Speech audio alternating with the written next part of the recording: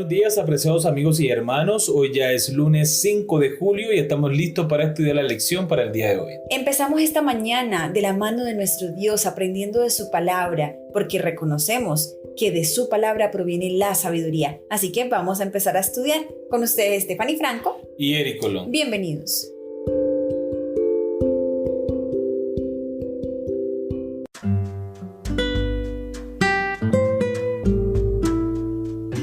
Es contagioso. El título de la lección para el día de hoy. Y recordemos nuestro texto para memorizarlo. Lo encontramos en 1 Corintios capítulo 10, versículo 11. Y estas cosas les acontecieron como ejemplo y están escritas para amonestarnos a nosotros, a quienes han alcanzado los fines de los siglos. Lee Números capítulo 12, versículos 1 al 3. ¿Por qué están molestos María y Aarón? María y Aarón hablaron contra Moisés a causa de la mujer cusita que había tomado, porque él había tomado mujer cusita. Y dijeron, ¿solamente por Moisés ha hablado Jehová? ¿No ha hablado también por nosotros? Y lo oyó Jehová. Y aquel varón, Moisés, era muy manso, más que todos los hombres que había sobre la tierra. Muy bien, recordemos la pregunta, ¿por qué están molestos María y Aarón? Queremos compartir con ustedes, hermanos, lo que dice el comentario bíblico adventista al respecto. El padre de Séfora era en realidad madianita y por lo tanto descendiente de Abraham. Al reunirse con Moisés en el monte Sinaí, Séfora había observado las pesadas responsabilidades que llevaba su esposo y le había expresado a Jetro sus temores por el bienestar de Moisés. Por lo tanto, Jetro le aconsejó a su yerno que eligiera a otros para que compartieran las responsabilidades de administración con él. Cuando Moisés siguió este consejo sin consultar primero con María y Aarón, ellos quedaron celosos con él y echaron la culpa a Séfora porque consideraban que Moisés no los había tomado en cuenta. Esto lo encontramos en Patriarcas y Profetas, la página 402. El hecho de que Séfora fuera madianita, aunque adoraba al Dios verdadero, fue usado por María y Aarón meramente como una excusa para rebelarse contra la autoridad de Moisés. Él no violó el principio de no casarse con paganos cuando la tomó como esposa, de lo que indudablemente lo acusaban. Evidentemente María y Aarón estaban descontentos con la esposa cusita de Moisés. Séfora era una forastera proveniente de Madián. Incluso entre la élite de Israel se revela la naturaleza caída y de una manera no muy agradable, por cierto. Sin embargo, el texto bíblico muestra claramente que esto era un pretexto. El motivo principal de su queja era sobre el don profético. En el capítulo anterior, Dios había encomendado a Moisés que nombrara a 70 de los ancianos de Israel que lo ayudaran a llevar la carga administrativa del liderazgo. Aarón y María también habían estado desempeñando roles claves de liderazgo, pero ahora se sentían amenazados por la formación de nuevos líderes y dijeron, ¿solamente por Moisés ha hablado Jehová? ¿No ha hablado también por nosotros? Ahí encontramos, amor, el peligro de murmurar contra otras personas solamente porque estemos molestos por algo.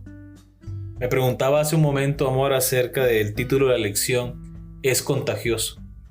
¿Qué es lo que es contagioso? El inconformismo. El pueblo en la lección anterior estaba inconforme porque supuestamente la vida en Egipto era mejor, porque claro, tenían la oportunidad de comer y saciarse de carne. Estaban inconformes porque solo lo que tenían para ellos era maná. Pero ya eso era un milagro. El hecho de recibir alimento en el desierto. Y el maná tenía un sabor delicioso. Dice la Biblia que sabía a hojuelas con miel. Y podemos darnos cuenta, en la medida que estudiamos, que ese inconformismo, que ese descontento no era de todos, sino que unos contagiaron a otros. Esas personas que no eran israelitas, que salieron de Egipto con ellos, fueron los instigadores de ese pensamiento inconformista. Ahora, eso es tan contagioso que líderes tan destacados como Aarón y María no fueron la excepción. También sintieron la espinita del inconformismo, porque estaba viendo María y Aarón que ahora había más líderes y ahora había más profetas, y eso ¿dónde los dejaba a ellos? También podemos notar aquí los celos que sentía María por su hermano Moisés, a lo que Dios le da una respuesta contundente. Vamos a leerlo. Vamos a leer Números capítulo 12, versículos 4 al 13 y responderemos las siguientes preguntas. ¿Cómo responde Dios a la queja de Aarón y María? ¿Por qué crees que Dios responde de manera tan decisiva? Luego dijo Jehová a Moisés, a Aarón y a María: Salid vosotros tres al tabernáculo de reunión. Y salieron ellos tres. Entonces Jehová descendió en la columna de nube y se puso a la puerta del tabernáculo y llamó a Aarón y a María. Y salieron ambos. Y él les dijo: Oíd ahora mis palabras. Cuando haya entre vosotros profetas de Jehová, le apareceré en visión, en sueños hablaré con él. No así a mi siervo Moisés, que es fiel en toda mi casa. Cara a cara hablaré con él, y claramente, y no por figuras, verá la apariencia de Jehová. ¿Por qué pues no tuviste temor de hablar contra mi siervo Moisés? Entonces la ira de Jehová se encendió contra ellos y se fue. Y la nube se apartó del tabernáculo, y he aquí que María estaba leprosa como la nieve. Y miró a Aarón a María, y he aquí que estaba leprosa. Y dijo Aarón a Moisés: Señor mío, no pongas ahora sobre nosotros este pecado, porque locamente hemos actuado y hemos pecado. No quede ella ahora como el que nace muerto, que al salir del vientre de su madre tiene ya medio consumida su carne. Entonces Moisés clamó a Jehová diciendo: Te ruego, oh Dios, que la sanes ahora. Respondió Jehová a Moisés: Pues si su padre hubiera escupido en su rostro, ¿no se avergonzaría por 7 días? Sea echada fuera del campamento por 7 días, y después volverá a la congregación. Así María fue echada del campamento 7 días, y el pueblo no pasó adelante hasta que se reunió María con ellos.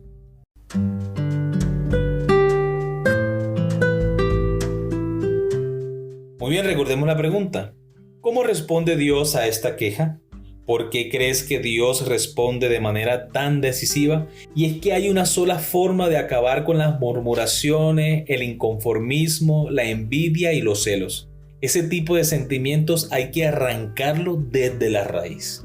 Imagínese que Dios actuara de la misma manera en nuestra iglesia. ¿Cuántos leprosos habríamos? ¡Wow! ¿Cuántas personas envidiosas, criticonas, celosas, peleando por el liderazgo de la iglesia cuando todos deberíamos trabajar humildemente bajo un solo propósito? Así que, hermanos, el Señor actuó de una manera contundente, tajante. A partir de ese momento, ellos comprenderían que ninguna murmuración contra Dios y su siervo Moisés sería permitida. Y es que Moisés era el ungido de Jehová, era el caudillo de Israel. Solo Dios hablaba cara a cara con Moisés. ¿Por qué se llenaron de celos si era su hermano? ¿Por qué se llenaron de envidia cuando nosotros descuidamos nuestra comunión con Dios?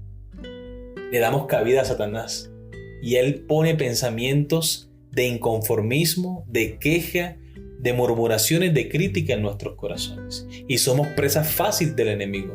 Debemos darle gracias a Dios por lo que Él nos da, darle gracias a Dios por el liderazgo que nos permite desarrollar en la iglesia y en su servicio, y ante todo, ser humilde como lo fue Cristo Jesús. Amén.